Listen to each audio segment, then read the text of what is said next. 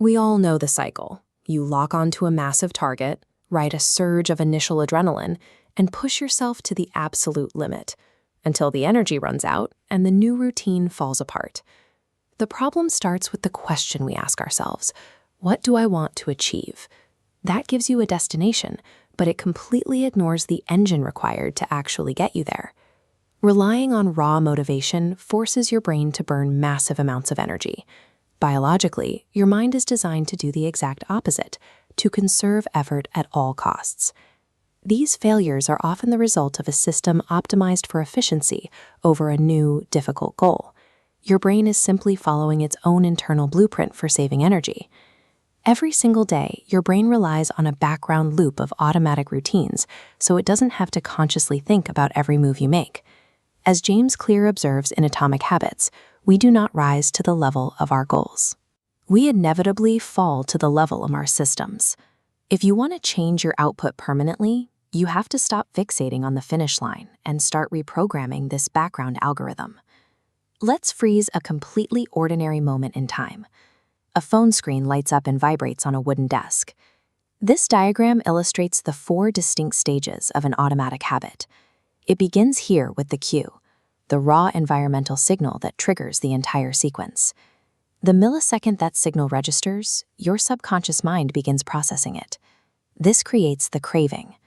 You don't actually crave the physical action of picking up the phone.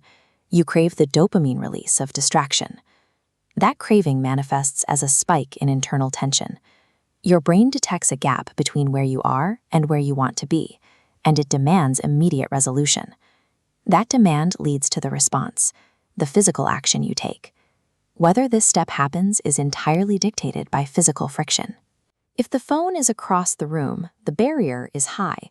If it's right in front of you, the action is effortless. Finally, checking the screen delivers the reward. The tension disappears, and your brain logs that satisfaction, reinforcing the cycle so you do it again tomorrow. Every habit you have, good or bad, is just a mechanical response running through this exact loop. Because the loop is a predictable machine, we don't have to rely on willpower. We can physically arrange our environment to force the machine to work in our favor. This graphic maps out the 4 laws of behavior change, a direct set of rules used to override each of the 4 stages we just looked at. To guarantee the cue triggers, you make it obvious. If you want to drink more water, you place a filled bottle directly in your line of sight. To manipulate the craving, you make it attractive. You take a difficult you habit and magnetically pair it with something you already enjoy, like only listening to your favorite podcast while you exercise. To ensure the response happens, you make it easy. You shrink the required effort down to micro-actions.